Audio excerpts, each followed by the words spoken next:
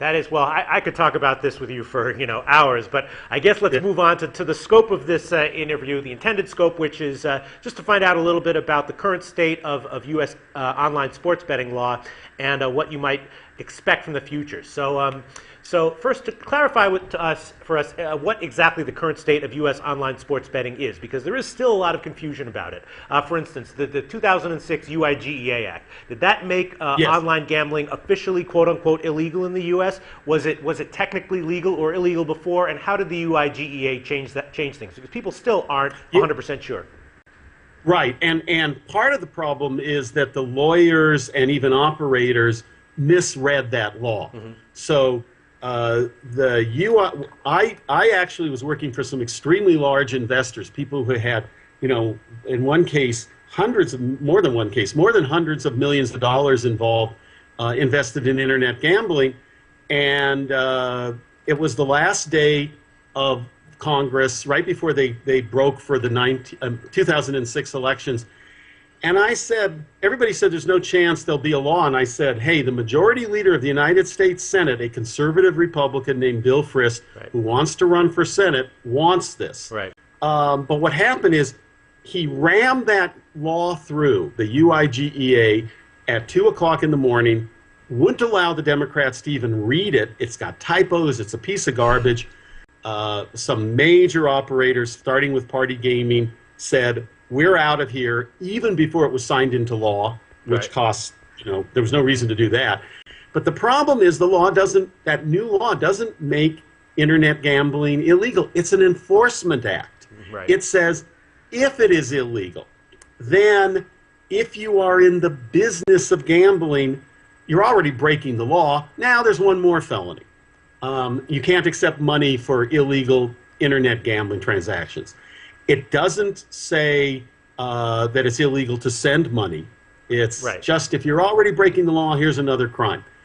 It also said we've got to have some regulations to identify and block transactions, money going from players to operators. Not from operators to players, by the way. I mean, right, I don't know if it's a typo or what they're thinking is. But from players, every payment from players to operators.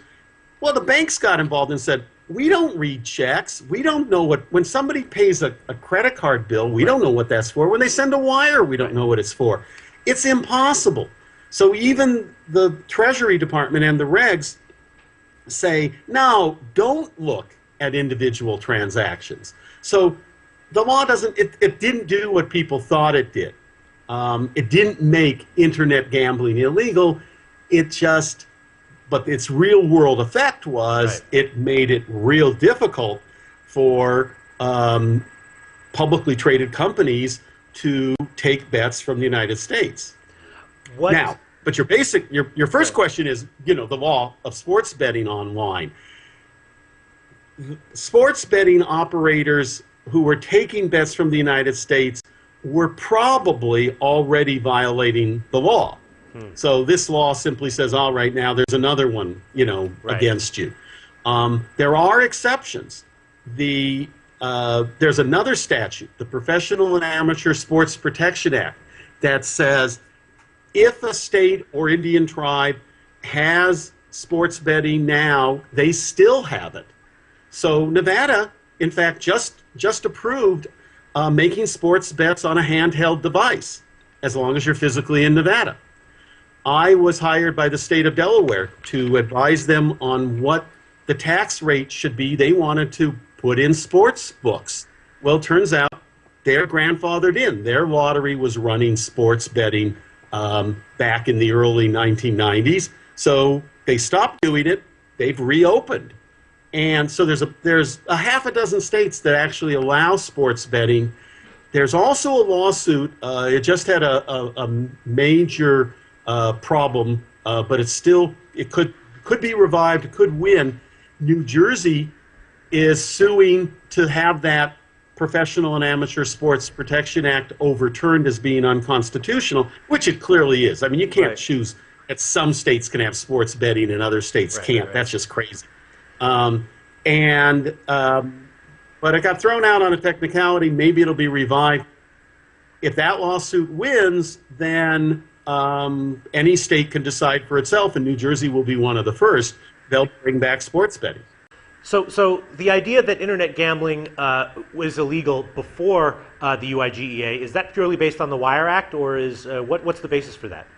There's the major problem for law enforcement is you need two things to bring a criminal defendant to trial in the United States. You got to have a good statute, law in the books, and you got to have the defendant physically present in the United States.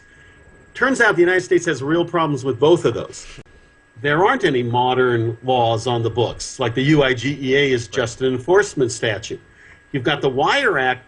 That was passed in 1961 to cut the wire. The wire was a telegraph wire that went to illegal bookies that gave them the results of horse races so that the bookies would get the results before the players. So we've got a telegraph wire law that is being used about internet, sports betting and poker. The problem is that you need to have a good law in the books, and the Wire Act does apply to sports betting and horse racing, but a couple of courts have already said it doesn't apply to every other form of gambling, casinos and lotteries. Sports betting, unfortunately for operators, sports betting is one of the areas that seems to be pretty clear did fall under the Wire Act, even if the operator was outside the country.